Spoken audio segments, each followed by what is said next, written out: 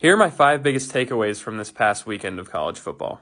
The first one is that Nebraska may never beat a ranked team ever again. It's just so crazy how they come up short time after time after time again against ranked teams in big games the last decade or so. And usually they don't get blown out either. Usually it's a 1-possession game, 2-possession game. They're usually in the game, but just shoot themselves in the foot at the wrong times every single game. It really sucks that Raiola got injured in this game, but I don't know for sure that they would have won. If he stayed healthy, they might have, but I definitely wouldn't say that for sure. USC's offense, was starting to get going in that second half there. Nebraska wasn't doing a ton on offense before he went out, but obviously they did a lot less once he did go out. But it really sucks for Nebraska. I feel for their fans just coming up short in these games, but they're clearly just not the program that they once were.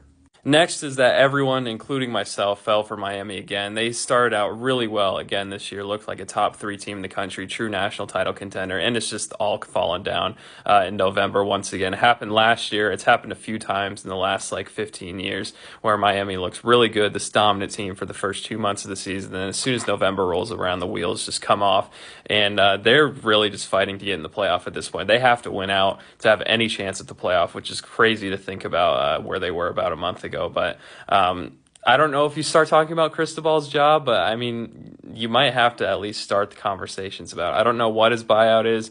They shouldn't fire him after this year, but the talks might need to start happening.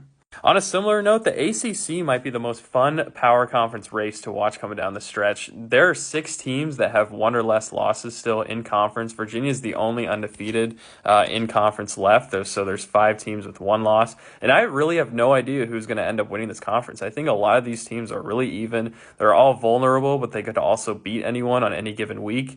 And what's also cool about it is that none of the teams really had people expecting them to be competing for the title. Miami is pretty much out of it with 2 losses. Clemson's completely out of it at 2-4. So it's going to be really fun to see who ends up winning the ACC title here down the stretch.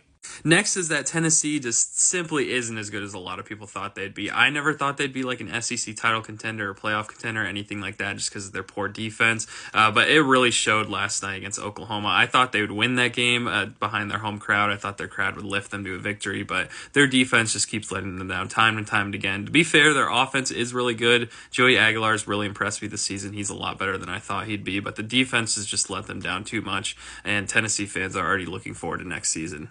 And then lastly, I think Texas Tech, Utah, and BYU have separated themselves in the Big 12 at this point. Utah just absolutely killed Cincinnati last night. If you watched my live on Wednesday, you know I had Utah winning by double digits, but even they surprised me how good they played. But I think one of these 3 teams will win the conference. I think they could all win a playoff game or 2 if they made it that far. I think they're all